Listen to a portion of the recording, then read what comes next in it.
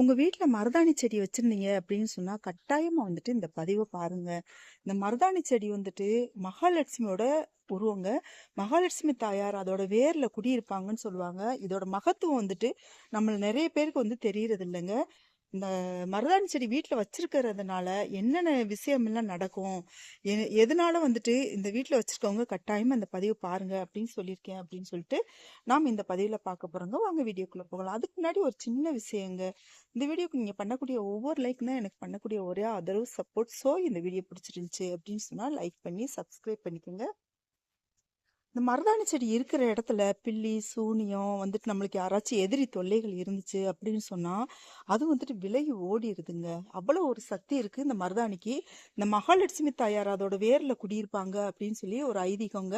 ஐதீகமும் சரி, சாஸ்திரப்படியும் சரி, இந்த மகாலட்சுமி தாயார் இந்த மருதாணி செடியோட வேர்ல குடியிருப்பாங்கன்னு சொல்லி சொல்லப்படுது. அதனால பாருங்க, இந்த மருதாணி செடி நம்ம வீட்ல வச்சுட்டோம் அப்படின்னு சொன்னாலே நம்மளுக்கு வரக்கூடிய ஆபத்துகள், கெட்ட நேரங்கள் இது எல்லாமே விலகி போயிருதுங்க.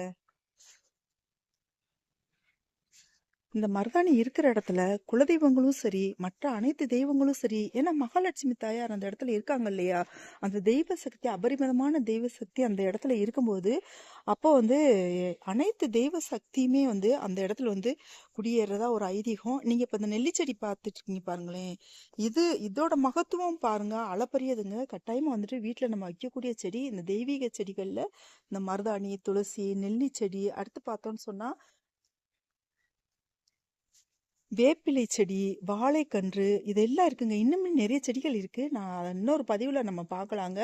இது வந்துட்டு பெரிய நெல்லிக்காய் இருக்கு இல்லையா? அந்த நெல்லிக்காய் செடி. இந்த நெல்லிக்காய்க்குமே வந்துட்டு பூஜை பண்ற முறை இருக்குங்க.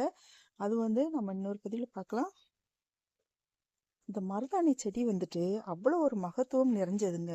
இந்த மருதாணி செடியிலே இல்லாத சக்தியே கிடையாது. நம்மளுக்கு எப்படி யார் எவ்வளோ பெரிய எதிரியா இருந்தாலும் சரி, நம்மளுக்கு எவ்வளோ ஒரு பில்லி சூனியம் வச்சாலும் சரி, எவ்வளோ ஒரு கெடுதல் பண்ணணும்னு நினைச்சாலும் சரி, ஒரு சிலர் வந்துட்டு நம்மக்கிட்ட நல்லா பேசுவாங்க. அந்த பக்கம் போயிட்டு நம்ம நல்லா இருக்கக்கூடாது அப்படின்னு சொல்லிட்டு நினைப்பாங்க. அந்த மாதிரி ஒரு சுச்சுவேஷன்லாம் இருக்கு. நம்மளுக்கு பில்லி சூனியம் யாராச்சும் வைக்கிறாங்க, நம்மளுக்கு கெடுதல் பண்றாங்க, இல்லை நம்ம வீட்லயே வந்துட்டு ஏதோ ஒரு தீய சக்தி இருக்கு அப்படின்னு சொல்லிட்டு உங்களுக்கு தோணுச்சு அப்படின்னு சொன்னா, கட்டாயம் அந்த மருதாணி செடி வீட்டில் வச்சு வளர்த்து பாருங்க. உங்க தெய்வ சக்தி, அனைத்து தெய்வ சக்தியுமே இங்க வந்து குடியேறிடும்.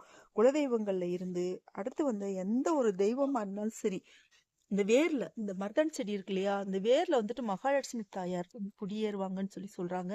இந்த வேர் பகுதி வந்து அவ்வளவு மகத்துவம் நிறைஞ்சதுங்க.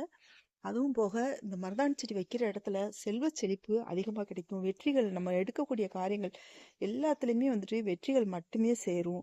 அவ்வளோ ஒரு அபரிமிதமான தெய்வ சக்தி நம்ம வீட்டில் வந்து குடியேறும். நம்மளுக்கு வந்துட்டு கிரக பயிற்சிகளால் வரக்கூடிய ஆபத்துக்களையும் கூட தடுத்து நிறுத்தக்கூடியது. ஏன்னா இங்கே நம்ம மருதாணி செடி வச்சுட்டோம் அப்படின்னு சொன்னாலே அந்த இடத்துல வந்துட்டு அனைத்து விதமான தெய்வ சக்தி வந்து குடியேறிடுது இல்லையா? குலதெய்வத்துல இருந்து, இஷ்ட தெய்வத்துல இருந்து அனைத்து தெய்வங்களுமே இந்த மருதாணிக்குன்னு சொல்லி ஒரு தனியான பூஜை முறை இருக்குங்க.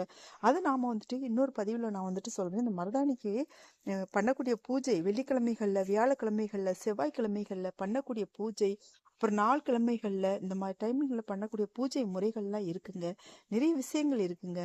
நம்ம சேனல்ல பாத்தீங்கன்னு சொன்னா நிறைய தெய்வீக சம்பந்தப்பட்ட பதிவுகள் இருக்கு. வேணா செக் பண்ணி பார்த்துக்கோங்க.